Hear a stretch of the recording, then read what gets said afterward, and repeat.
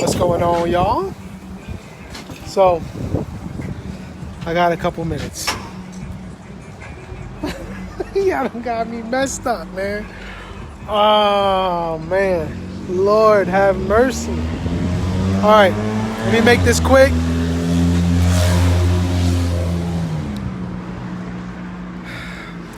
Will you hold your pastor to the same standard?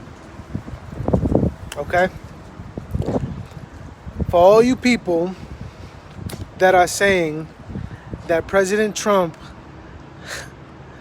was advocating for white supremacy because he did not outrightly denounce white supremacy last night.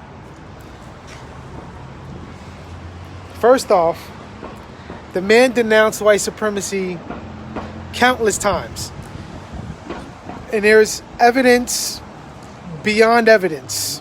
So if you want to continue that narrative, you either A, are ignorant because you haven't come across it yet, or B, you're promoting a lie. Flat out. Okay? That's a whole nother discussion. And I have a lot to say about this because some of y'all, man, some of y'all just want to, some of y'all don't know what racism is. Okay? Some of y'all think that listen. Some of y'all think that being an anti-racist, and I'm not talking about like being against racism. I'm talking about the phrase anti-racist. Some of y'all think that people who are white and people who adhere to the founding documents and people who love our country and people who don't want to defund the police, y'all think they're racist. Okay, so a lot of people have a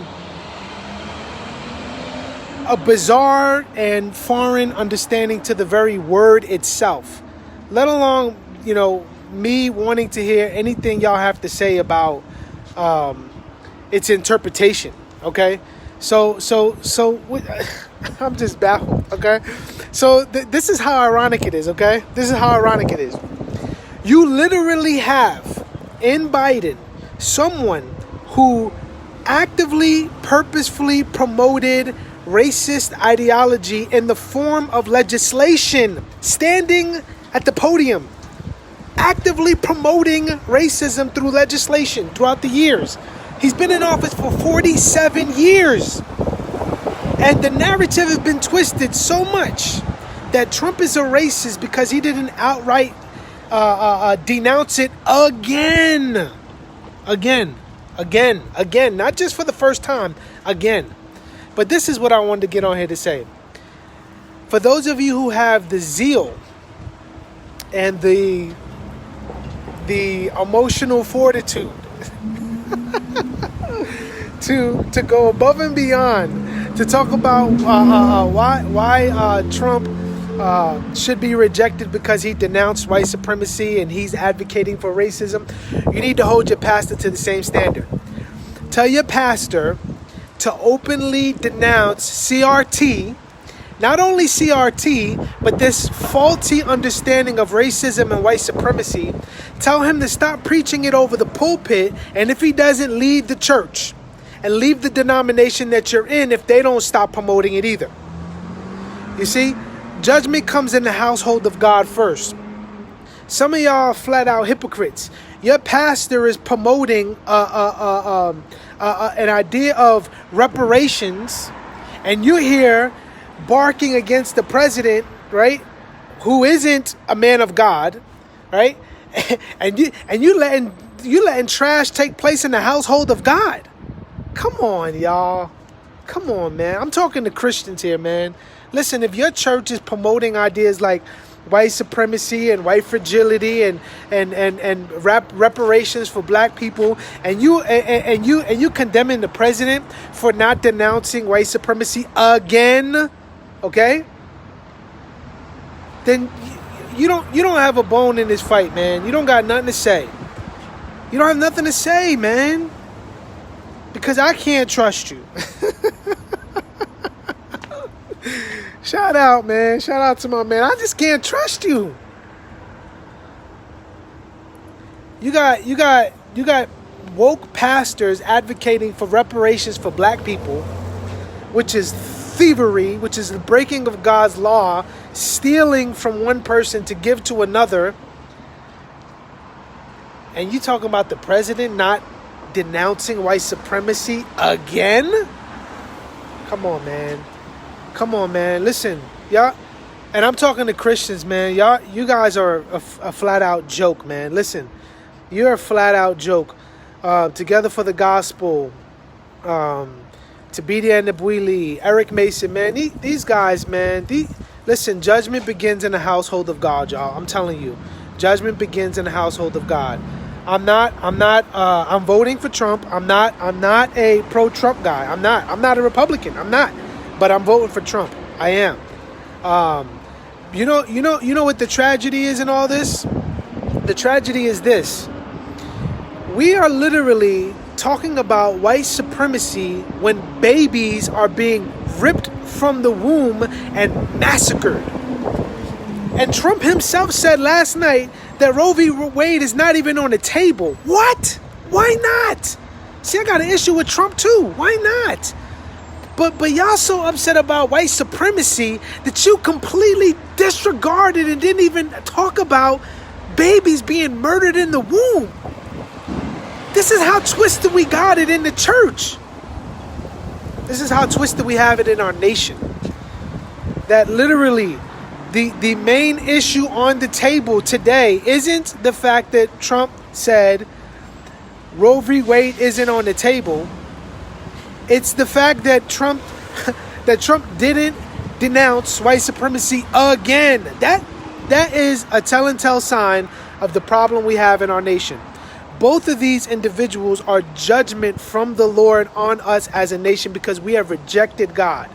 Now, you have options. One, you don't vote. Good for you. Okay? Two, you vote for Trump. I say good for you.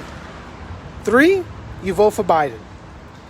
And I'm going to say this. If you're a Christian and you vote for Biden, and let me say this, if you're a Christian who is informed, okay? Because you could be somebody who's a believer and just not know the argument, or know the situation, know the detail. But if you're informed, and you vote for Biden, and when I say informed, I'm talking about knowing his history for the 47 years since he's been in office to serve in some political capacity, and you see the bills that he passed, which were completely antithetical to the black community, right? And the irony of him sitting up there representing the black voice is absolutely asinine, okay? And then Kamala Harris, if you knowingly and informedly vote for Democrat, listen, I'm not questioning your salvation because you're necessarily voting Democrat. I'm questioning your salvation because you are informed and you're voting Democrat. There's a big difference there. So listen, y'all, man. And this is another thing, and I got to go because y'all got me riled up. This is my last thing right here. Listen, y'all. Listen, I get it. But Jesus is not on the ballot this year, okay? This Jesus 2020 thing, like, listen, y'all, listen, and I'm going to make some people upset here, but listen, Jesus isn't coming back tomorrow. Now, he can, and he may, but he's not. Now, I hope I'm wrong. I hope he comes back. I hope I'm wrong on my eschatology. I hope I'm wrong on all that, because Maranatha, Lord, I'll take it, right? But listen, Jesus is not on the ballot. So all this pietistic talk about Jesus 2020, I don't want either of these. Okay, fine. You don't want to have. You could vote Libertarian. That's fine. You could not vote. You could vote for Trump. I would say you should not vote for Biden, especially if you're going to be a Christian. Especially if you're informed. If you're informedly voting for him, then I don't know. I don't know where you're at. Anyway, that being said, Jesus is not on the ballot, y'all. So stop with all this pietistic Jesus 2020. This isn't a theocratic government, okay? Jesus isn't going to rule in the same way that he ruled the people of God in the Old Testament. That's not happening, okay? So that is to say, you have to make a decision. Don't vote or vote. If you're going to vote, who are you going to vote for? Okay? And I'm not asking who you're going to vote for. That's none of my business. What I'm saying, I'm asking that generally. I'm just making that statement. So anyway, man, I would love to get into a conversation with anyone, anyone about this. You know, and in fact, what I'll do is, if you're willing, I'd open up my podcast and make it public to have a conversation with people about the issues that I talked about on here. Because some of y'all, man, are straight up hypocrites. Okay, and I don't see anybody that I'm specifically, whoever watches this, if the shoe fits, then wear it.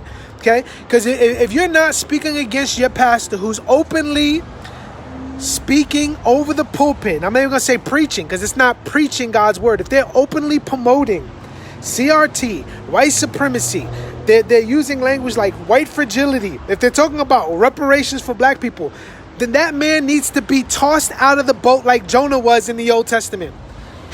Because he is not speaking on God's behalf, y'all. He's not. And y'all wanna chastise the president, but you won't even deal with your own pastor that's in your church. Come on, y'all. Come on, man. Judgment begins in the household of God. All right, I'm done. I got to go back to work. I love y'all. This is The Proverbial Life, a podcast that encourages Christians to look to Christ, live wisely, and leave a legacy behind for generations to follow. Grace and peace, y'all.